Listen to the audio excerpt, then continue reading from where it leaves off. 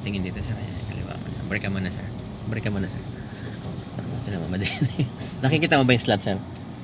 Ito yung PWD oh. Oo. Ito na lang yung ano yun natin kasi. Oo. Ano yung idea mo dyan sir? Palikod. Pabante. Tapos ano. Diagonal. Oh, tama yun sir. Pero bago ka mag-diagonal sir, ang gagawin mo, di ba dalawa yung line? Ito yung unang guhit eh. Makita. Ito. Yung puti. Oh, yung katabi ng poste na yan. Ito. Tapos yung pangalawang line sir, yun yung kabila dun.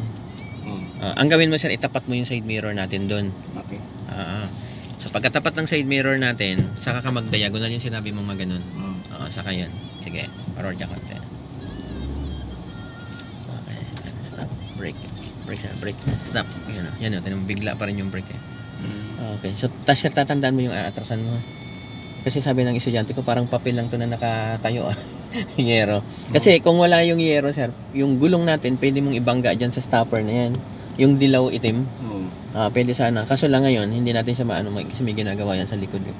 So tatansyahin na lang natin. Ang mahalaga dyan, pumasok tayo dyan sa lane, sa dalawang Sa gitna nung puti. Dalawang guhit. Tsaka yung stopper na yan sir, dapat may, yung stopper na yan sir, dapat may lalabas dito mamaya, may lalabas din dun sa kabila. Para ibig sabihin, pasok talaga tayo. So ang gawin mo ngayon sir, full turn left. Sagad mo. Sige, sagad sa kaliwa. Yan. Malalaman mo yan sir kung kailan ka aatras sir. Dito sa side mirror sir dapat. Brake sir. Stop. Clutch ka muna sir. Dito sa side mirror na to sir, dapat makita mo yung unang line, yung may poste. Nakikita na natin siya, di ba? Oo, nakita ko na yung Ibig sabihin pwede na yan. Pwede ka na mag-reverse. Reverse ka na. Okay, brake mo na sir. Full turn mo siya ngayon sir. Right. Okay. Palaging Parang, yes sir. Tapos itong nakikita mo dito ngayon sir, dapat lumabas doon sa kaliwang mirror mo. So ang gawin mo ngayon, atras ka dahan-dahan.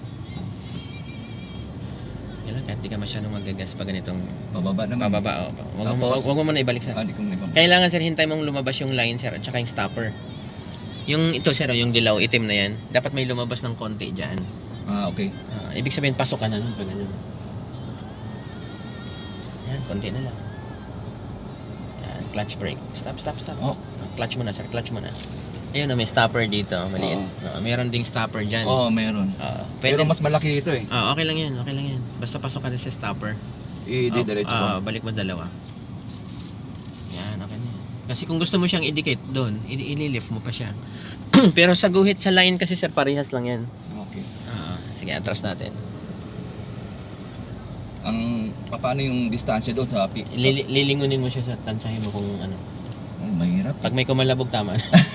Mahirap yung ganito. Mahirap. Yan, brake. Pwede na yan.